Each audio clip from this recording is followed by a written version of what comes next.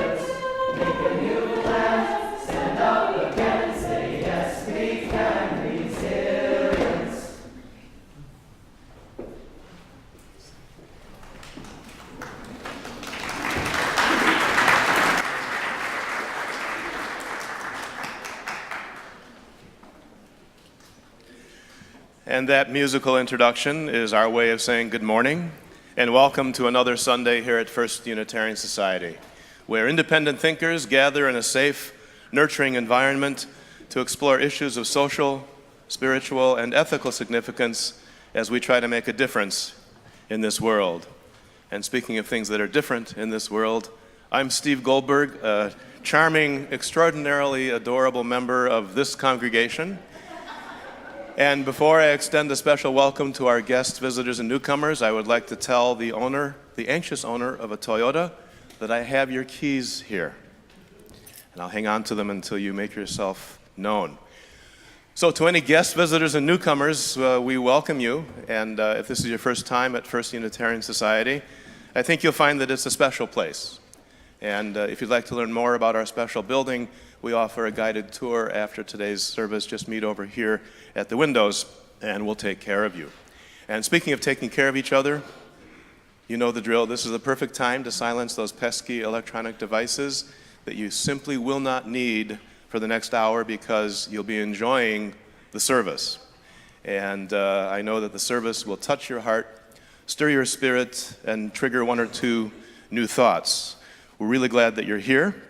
And in a minute or two, we'll be rising for our ingathering hymn. But first, I invite all of you to join in a moment of centering silence so we can be fully present with each other this morning.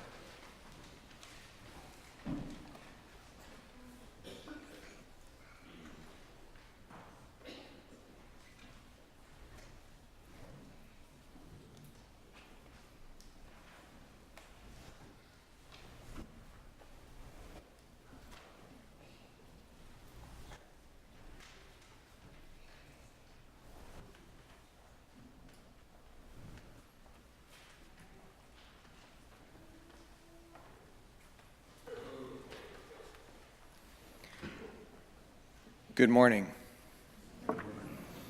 Our ingathering hymn will be number 1024 in the teal hymnal. We will sing it 4 times. Spirit says do, then second time Spirit says sing, Spirit says dance, Spirit says shout, and then on the last note we'll sing all 4 in a row again. Just look up here and I'll help you through it. Rise as you are able and willing. Thank you.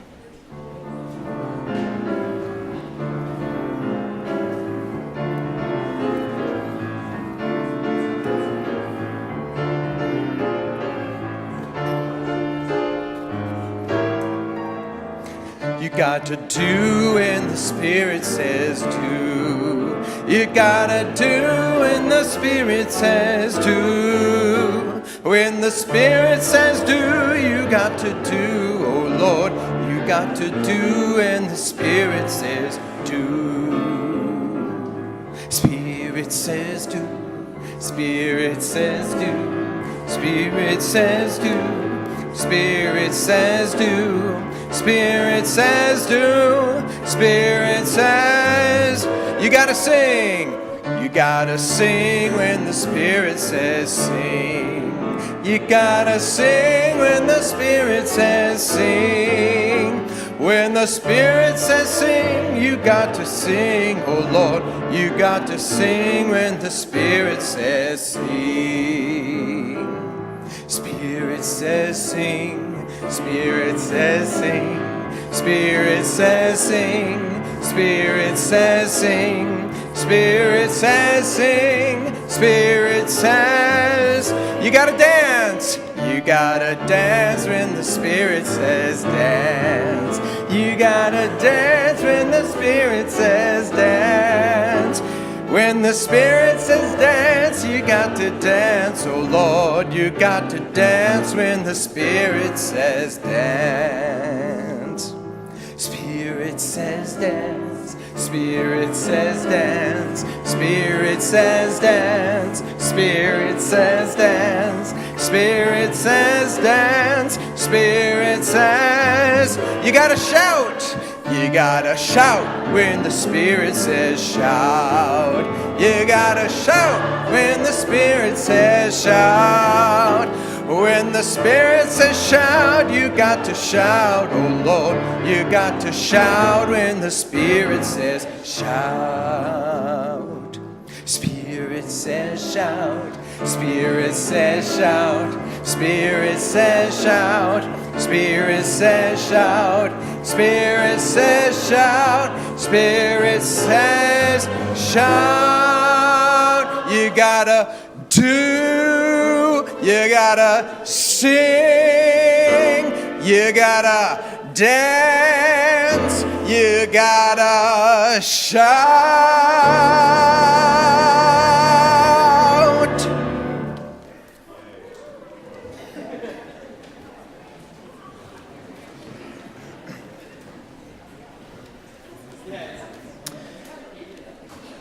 We pause this morning from the chaos of the world to reclaim the beauty within these walls that carry us through our week. I invite you to reinvigorate yourself by rising again as you are able as we light our chalice, as Steve sparks our flame and we read our chalice lighting words printed in your order of service. Together we say, as we kindle this flame, may it spark in each of us connection and commitment to this living tradition and to each other. I invite you to turn towards each other and offer a warm greeting.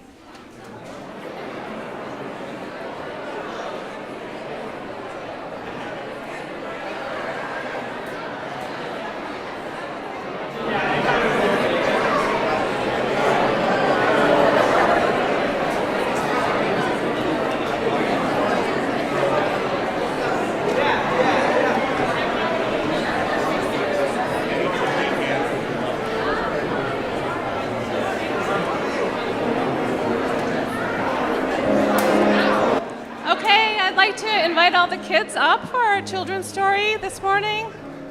Come on, kids.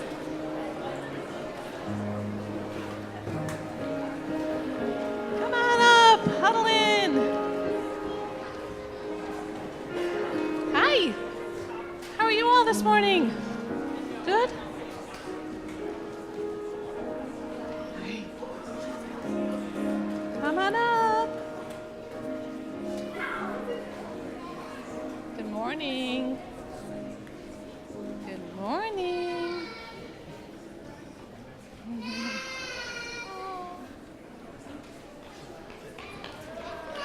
Well, you're going to find out who I brought today, aren't you? Okay. Well, I am so glad that you just said that. She said it was surprising when I brought Pinky last time, and I was just going to say, a couple weeks ago, I introduced you, me and my friend Karen introduced you to our friend Pinky. And evidently you remember Pinky. Does anyone remember what kind of animal Pinky was? What? Elephant, that's right. Pinky was an elephant. And you guys were so warm and welcoming to Pinky that Pinky, even though Pinky is kind of shy, Pinky came out of the fort to say hello to you because you were so friendly to Pinky. Do you remember also that I shared with you some of the adventures that Pinky likes? Do you remember that? So Pinky likes adventures in the kitchen. Maybe we can see Pinky up there enjoying adventures in the kitchen, cooking up awesome things. And Pinky likes adventures in the garden, growing wonderful things. And you may recall that Pinky also likes to climb trees. Yeah, there's Pinky. Yeah, did you say that? Well, you have a good memory too. He does like to be in forts, yes. So today I'm going to share a story with you about something sad that happened to Pinky. Pinky was outside playing with friends, and because Pinky likes adventures in trees, Pinky decided to climb the tree. And when Pinky went to step on one of the branches, it broke, and Pinky fell to the ground.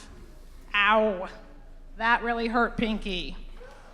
Pinky was really scared and hurt, and Pinky's friends were scared too. But Pinky's friend Zebra had the great idea to run and get a first aid kit. And so they got the first aid kit, and they bandaged Pinky in all the places that hurt, lots of bandages. And then they took Pinky to the veterinarian, Dr. Muffin. Yeah.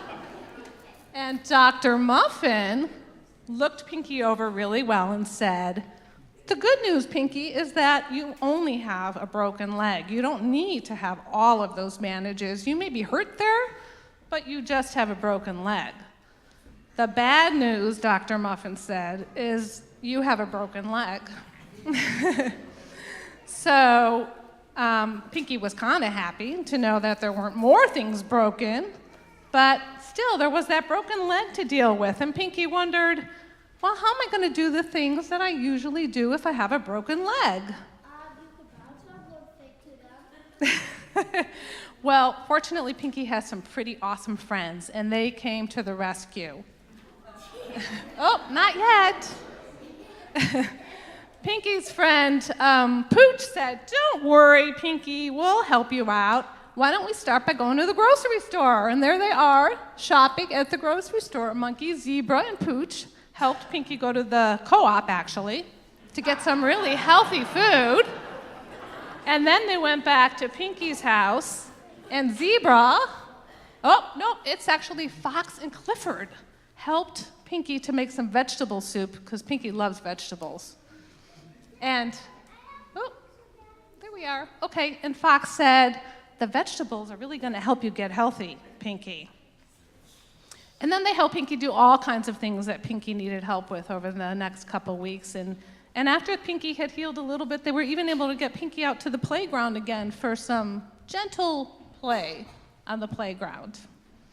And then after a couple more weeks of getting better, Pinky said to Pinky's friends, "You know, I'm kind of ready to go back to church. I really miss being there with all of you. I miss going to worship, and I miss going to my religious education classes. And I'd really like to go back to church, but I can't do it unless I have your help." And once again, Pinky's friends came to the rescue, and they got Pinky back here. Can y'all say hello to Pinky? Hi. So, Pinky is not a robot.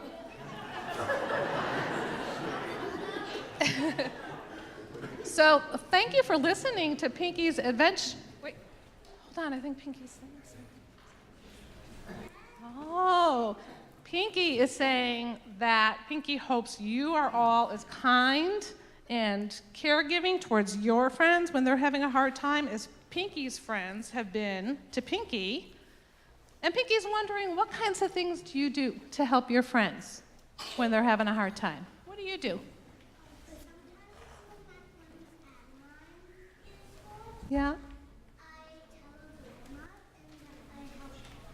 That's great. Tell a grown-up to get help. That's good. How about other ideas? Yeah?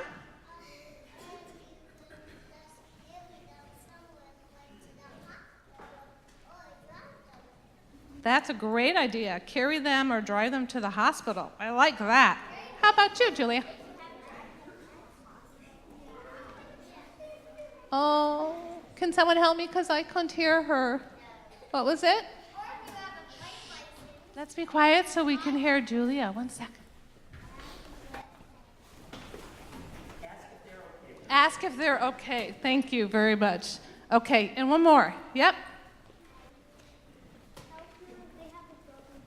Help them if they have a broken bone. Maybe you can wrap a lot of bandages on that bone. But maybe you should get the adult first. Yeah. So it sounds, oh gosh, well, let's hope that doesn't happen. It sounds like you guys are wonderful friends to your friends, like Pinky's friends are to Pinky. And that's good because all of us have difficult times sometimes, and it helps to have friends who can help us feel strong and brave and less alone when we're having a difficult time. So, oh, hold on. Pinky thinks it would be fantastic to listen to some beautiful music right now. So we're going to put our hands down and listen to some beautiful music.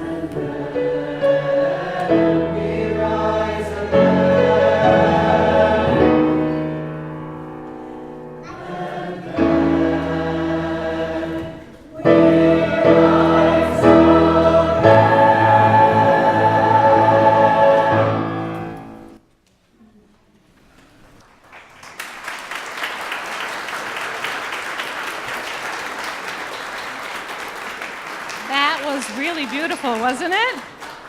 All right, so it's time for Pinky to head to class. I think we should all head out with Pinky. Would you take out your gray hymnals and turn to number 346? We'll sing the children out. Stand. Rise in body or spirit.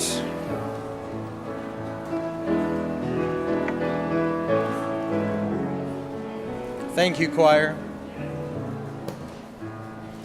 Come sing a song with me. Come sing a song with me.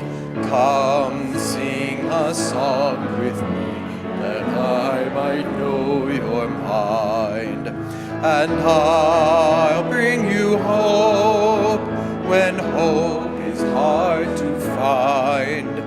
And I'll bring a song of love and a rose in the winter time. Come dream a dream. Come dream a dream with me. Come dream a dream with me. Come dream a dream with me, that I might know your mind. And I'll bring you hope when hope is hard to find. And I'll bring a song of love and a rose in the winter time. Come walk in rain with me. Come walk in rain with me. Come walk with me, that I might know your mind. And I'll bring you hope when hope is hard to find. And I'll bring a song of love and a rose in the winter time. Come share a rose with me. Come share a rose with me. Come share a rose with me, that I might know your mind. And I'll bring you hope when hope is hard to find.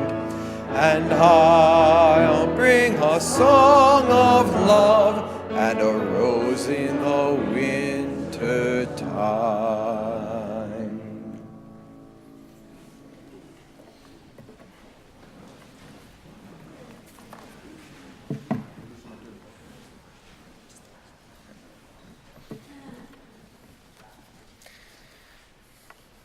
This reading is by Lao Tzu from the Tao Te Ching.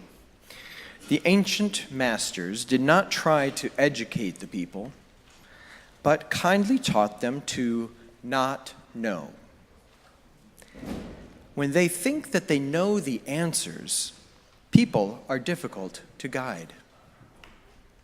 When they know that they don't know, people can find their own way. If you want to learn how to govern, avoid being clever or rich. The simplest pattern is the clearest. Content with an ordinary life, you can show all people the way back to their own true nature.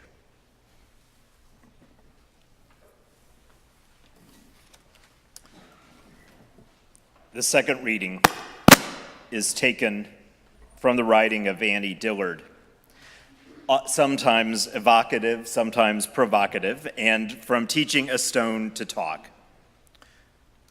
Why do people in church seem like cheerful, brainless tourists on a package tour of the absolute?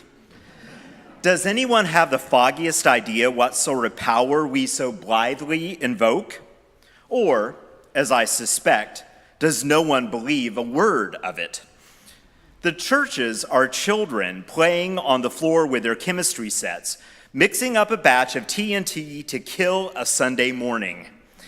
It is madness to wear ladies' straw hats and velvet hats to church. We should all be wearing crash helmets. Ushers should issue life preservers and signal flares. They should lash us to our pews. For the sleeping God may wake one day and take offense, or the waking God may draw us out where we can never return. Here ends the reading. One Sunday, I was not in the pulpit, but I attended church anyway. Part of the reason was I wanted to support the process of the guest preacher who had been selected by the Social Justice Committee after a spectacular process, and I'm sure you know how that can go in church life, and so I wanted to be present to lend my support. The carefully chosen guest speaker had just begun when I felt a hand on my shoulder.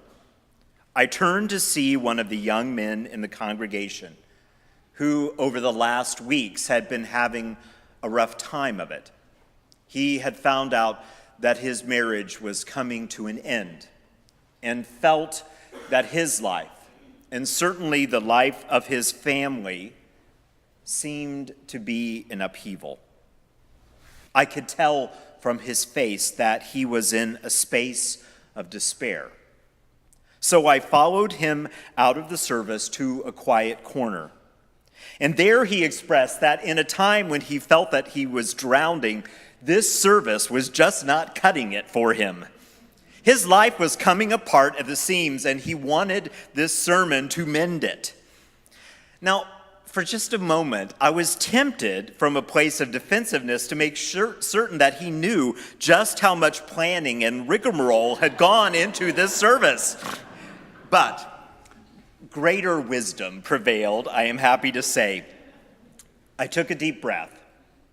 I asked him to tell me about his life and his heart right here and now. And I listened. But as I left the conversation, I was reminded yet again that every service, most preachers know that even if there are only a handful of people out in the congregation, seated there in worship is someone struggling with the feeling as this young man that their world is collapsing. Someone is experiencing a moment of such transcendent bliss that she is desperately seeking somewhere to share it before it fades from her memory. Someone is terminally bored. Someone has just fallen in love. Someone is a mere shadow of their typical self as they wait for the results of an important test. Someone probably has been awake for at least 3 nights in a row. And the preacher stands before all of them, hoping to find the words that offer some sort of saving grace, even if the preacher doesn't believe in the words saving grace. Now, if one were to accept that mission every week, one might pull the covers over one's head before every sermon and not even get out of bed in the first place. However, be not afraid. We Unitarian Universalists have done this for a few years, and we have benefited from the wisdom and, yes, even the folly of our forebears. When adrift, we who lead worship have a few guiding lights to help us help you through the fog. We have a cloud of witnesses who did thoughtful work like the gift of the Ogden Vogt, and others who were passionate about trying to understand and deepen what we do when we come together as diverse religious liberals.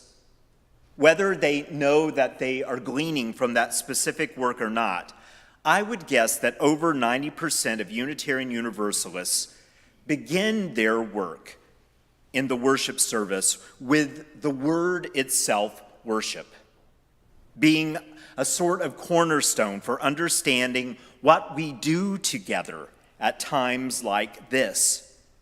But they would understand that word by its original etymology, from the Old English "worsipi," which looks entirely different than it's pronounced, as all Old English words are. But what it means, basically, is to shape worth or to honor what is deeply meaningful in life. I speak for myself when I say that every week, practically, I return to the touchstone of the word worship to remind me my job here, and that it is to craft experiences that help you shape, discover, recover what is worthwhile in your life, the sources of deep meaning that are already likely present within you. When faced with desperation, like the one of that young man, longing for something to anchor his life again, the word worship as no other reminds me that we are called to practice together the ancient craft carefully honed by people in many times and places that call us into a sort of loving and compassionate conversation in which we find the touchstones that invite us to wholeness again. Well aware, as most of us are, that the American Heritage Dictionary defines worship as the reverent love and devotion accorded to a deity or an idol or a sacred object. But even there, taking that definition, we religious liberals have understood that words like deity, idol, sacred object point towards greater truths, deeper, transcendent meanings. They ask us to think about what is essential in our lives, not the things themselves, but the higher ideals to which they point. And use of those words helps us quickly reclaim larger ideas that could very swiftly become an overwrought list of things like truth or love or the sacred. So words matter in our time together, but we utilize words that help us also invoke poetry and mystery so that we can step back and look at larger ideas together. We, wranglers of worship, experience the complicated craft as a path to resilience for so many reasons. But one of the first ones is the very purpose of worship itself. Worship is meant, especially in times when we are overwhelmed, when we feel lost, when we feel deeply unsure of what is happening in our own world or the larger world. Worship is there to try to help us return to those few essential things that we need to know about our lives. Even for that young man, even though in that particular moment he was not having any of that worship service, he was part of the larger practice, Sunday after Sunday, of being present. And I hope that that day, that at least my presence with him for a few moments was able to let him find his way to the next week, and then the week after that. Martin Luther King Jr. said that worship at its best is a social experience with the people of all levels of life coming together to realize their oneness and unity under God. Well, we Unitarian Universalist clergy and clergy of other traditions, again, understand that word God as a poetic way to begin to try to get at that which is indescribable. But the essence, I think, of his words are that this time invites us to a sense of oneness and unity. It invites us to that feeling with each other seated here, yes. But more importantly, more powerfully, what we do here asks us to remember that people around the world gather in community to explore the important questions of life as well. We are all pilgrims and seekers together, and there is great power in being reminded of that over and over again, of the commonality and deep connection that exists between us. When we worship, we seek to develop that social experience described by King and practice it week after week by our presence here together. And by doing so, we shape and invoke deeper resilience. It's resilience itself, because whatever craft or skill we use to shape this experience is quite consistent in some ways with the reality that Annie Dillard so imaginatively describes. Yes, because of the wildness of the world around us that we experience sometimes so starkly, because of the power of the truths that we are attempting to grapple with, and especially because we are seeking to remind each other what matters most when the threads of our life seem to be most frayed. But we hope to weave them together nonetheless in a tapestry of our living. Because of all of that, it is deeply meaningful and complicated and dangerous work that we do together. I think sometimes we lull ourselves away from the understanding of the power of what we try to do, which is to change our lives. And if we really let ourselves know that power, it might be best pursued if we did indeed issue crash helmets and life preservers every week. But I'm afraid that would actually cause greater anxiety rather than helping matters much. So it is true, no single service will do that work for each person gathered here on a particular Saturday or Sunday. But the cumulative power of gathering here asks us to steadily do the work of transforming our lives and urging each other to find some way to life-saving truth that gets us through another day, and then through the cycles of each year in the midst of our fear, living in our despair, on the brink of exhaustion, in all of those states, practicing, responding to the good work to which we are called, the real work that is worth doing. The creators of worship cannot give you that answer you seek. You shape it. You discover what is worthwhile and meaningful together. As the Tao Te Ching reading suggests, when you are in a place of great not knowing, then you can find your way. And in finding your way together into truths that are not overly clever, often actually deceptively simple, we weave our lives together into closer connection with each other, with the larger world, and with this planet itself. Resilience and worship are fostered by that deeper sense of connection. Resilience is deepened by participating with and amongst a community.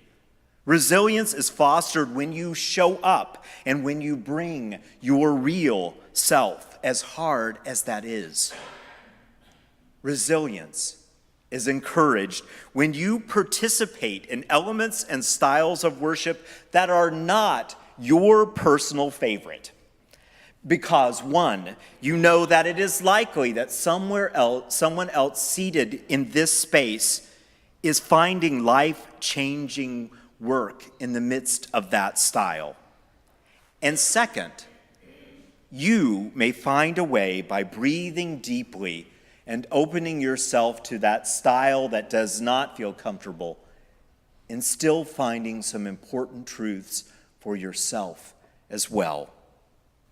By practicing that week after week, that patience, that sense of deeper connection, we build resilience. Resilience is strengthened when we encounter ideas, words, life experiences that push us into tender places. And aided by the grace of the growing trust of being part of a community, the healing power of time, and your growth each and every day, you journey into different places, different understandings of life, not in spite of that tenderness and that vulnerability, but because you are willing to risk it over time in this space. Resilience is demonstrated when such practices encourage you to act from a place of shared strength, and sometimes finding the ability to make love, justice, real community even more alive in the world. It was time for the closing hymn, and the preacher stood before the congregation packed in the room, and he said, as is our tradition today, we bid goodbye to someone in our congregation that is moving away after a very long time. He pointed to a member of the congregation, Frank, who had been a member of that congregation longer than any member of the staff or minister had been present. Frank was seated in the congregation in a wheelchair, and even though he had never held a position of power in the congregation, even though he was very mild-mannered, he had a significant presence in that place. If for no other reason, in a culture where people would show up on Sundays in shorts and in sweatsuits, he always had a suit and tie on, wanting in some way to bring his best to that place. But probably just as meaningful, he regularly offered at every service auction a time in a small group to craft poetry together. And over time, people began to bid competitively for that time just to spend moments with a person who had allowed some very hard moments to shape him into a real, powerful human soul. And so the minister said, as we sing our closing song, it is a wonderful happenstance that this happens to be Frank's favorite hymn. We had no idea when we chose it. But as we sing it, we will sing our love to you. And what he knew, and what many of the people closest to Frank knew, was that it really wasn't Frank's first choice to leave at all. As he was growing older, his children were worried about him being so far from them, although they had all moved far away from that town where they had all grown up. But they had asked him to move closer to one of them so that they could try to take care of him. But he was deeply sad about leaving this place that had meant so much to him and the people that he knew so well. So as they stood and they sang together, and they came around the corner of the end of that very first verse, and they sang together, "And I'll bring you hope when hope is hard to find. And I'll bring a song of love and a rose in the winter time." As they sang that, one of the young women who had been in his last poetry class, absolutely based on what was in her heart, stepped away from her pew and over and knelt next to Frank and just took his hand. And another one of her best friends who was across the congregation saw her do that and apparently thought it was a great idea. So she walked across and stood next to him and just put her hand on his shoulder. And when she did that, the people around him thought, well, apparently this is a ritual we didn't know anything about. And so they just reached forward and touched his shoulder or some part of him. And the people who couldn't do that reached out and touched the person in front of them. And slowly through this 400 people in this room, people noticed that people were touching the people in front of them, and they thought, well, there has to be something going on that's powerful here. And before you knew it, as we finished the fourth verse of that hymn, the entire room was joined in a chain of basic human connection that said to this person, "You matter to us. We say goodbye to you," but more importantly, in that moment, he knew how powerfully he would be missed. Even people in that room who did not know him understand the power of that kind of love and connection. When we worship together, it connects us. When we worship together, it reminds us who we are and what in our lives is most important. Worship illuminates resilience that is found in our sense of the deep self, that part of us that is the common human impulse that really fosters connection. And from this illumination, from this connection, imperfect as it always is, we make our way. And in the journey, we shape moments of wholeness, and somehow we save ourselves and this shared world again and again. May we do that work in love and courage in celebrating life. Amen. And blessed be.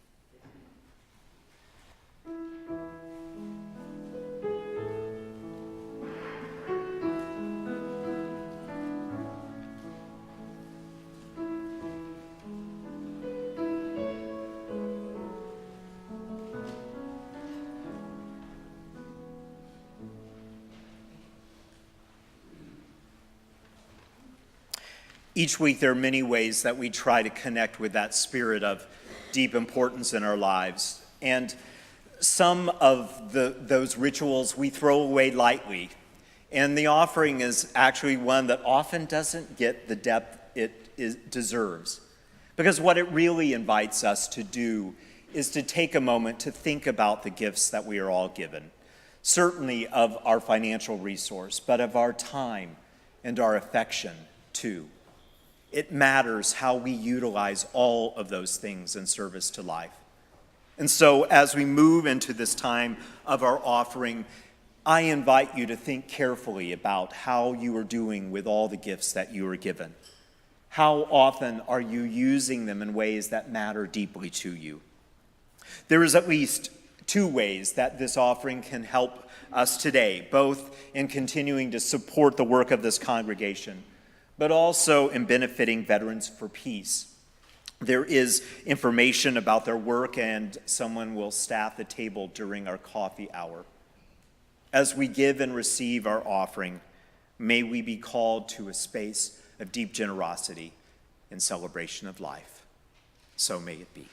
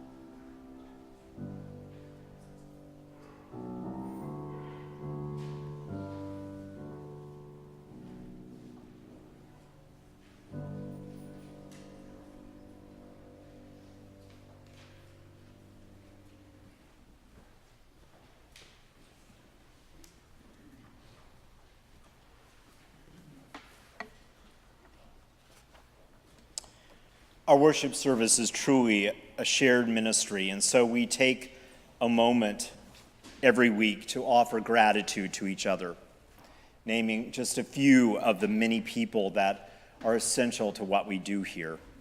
And so we are grateful this morning for our lay minister, Ann Smiley, for our sound operator, Mark Schultz, for our greeters, Gail Bliss and Claire Box.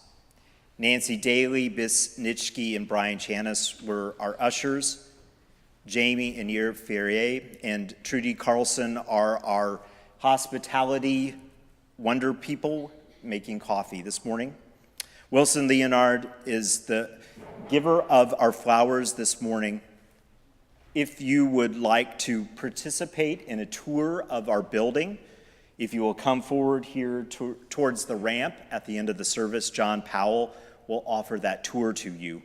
And our welcome table and info table is staffed this morning by Ann Mosier. For all of this and more, we are deeply grateful. As we move into the cares of the congregation, I invite you for a moment to use this as a time to center yourself. So I invite you to find a way to sit comfortably in your seat and to just let your breath, a deep awareness of breathing in and releasing that breath, let it be an invitation to deep presence and affirmation of your life. For as we breathe here together, we are reminded of our common and shared life, and that we each experience and bring joys and sorrows written in our hearts and minds, sometimes from a place that we are able to share and sometimes not. But together here, we offer support to each other and strength and common purpose. This week, in particular, we remember Leah Sinclair, who offers thanks to all of the church folk who helped her during the time her parents were gone. And our hearts are with Scott Wavera, who was admitted to a Grace Hospice care this past week. We send him our strength and our love as he travels this part of his journey. Our love and our prayers also to his family, especially to his wife, Dawn, as they walk this journey with him. May they know they are surrounded by a circle of love, compassion, and strength. And so we all are surrounded by that circle, both in our celebrations and our difficulties, remembering that we are part of the web of life that invites us into a common human family and into deep connection with all that is. Grateful for the miracle of our lives and the hope that gives us power, we remember to care and to love. All of this and more we hold in a spirit of deep meditation and prayer. Amen. And blessed be. I invite us to rise in all of the ways that we do as we join our voices in hymn number 318, We Would Be One.